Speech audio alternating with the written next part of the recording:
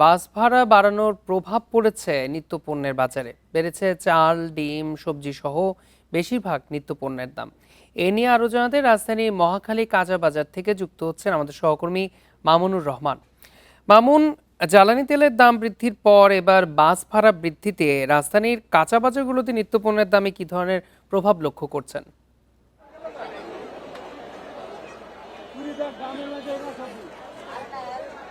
জি, যেমনটি আপনি বলছিলেন যে জ্বালানি তেলের দাম বাড়ার সাথে সাথে গণপরিবহনের যে ভাড়া বৃদ্ধি হয়েছে সেই প্রেক্ষিতে কিন্তু কাঁচা বাজারে এর প্রভাব পড়েছে। আমরা যদি এখানকার সার্বিক চিত্র তুলে ধরি, আপনাকে বলতে চাই যে কাঁচা সবজির ক্ষেত্রে যদি উল্লেখ হবে বলি, সেক্ষেত্রে সবার আগে বলতে হবে শসার কথা। শসা কিন্তু গত সপ্তাহে যেটা বিক্রি হয়েছিল 7 টাকা থেকে শুরু করে এই সপ্তাহে এসে কিন্তু সেটা বিক্রি করা হচ্ছে 100 টাকা।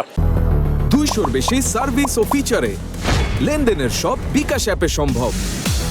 এছাড়া যদি অন্যান্য যে সবজিগুলো রয়েছে সেই সবজির দাম উল্লেখযোগ্য বৃদ্ধি না পেলেও তবে টমেটো আর শসার ক্ষেত্রে কিন্তু দাম কিছুটা বৃদ্ধি বলা চলে। এছাড়া আমরা যদি বলি ডিমের বাজারের ক্ষেত্রে কিন্তু প্রায় ডজনে কিন্তু 10 থেকে 20 টাকা বেড়েছে।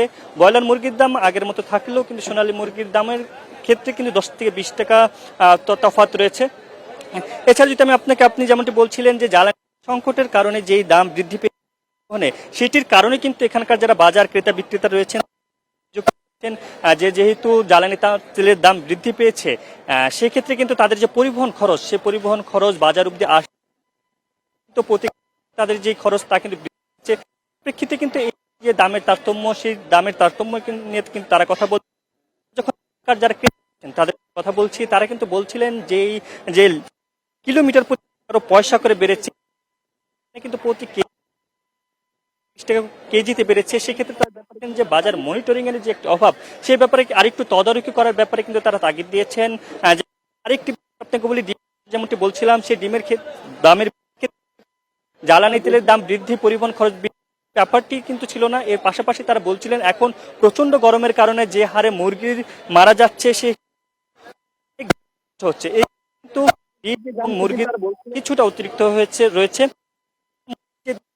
প্রতিবারের মতো 10 টাকা 15 টাকা বেশি থাকে শুক্রবারে, কিন্তু আজকের পরে যেমন কালকে শনি রোববার ক্ষেত্রে কিন্তু সেই দামটা আবার আগের জায়গায় চলে আসবে।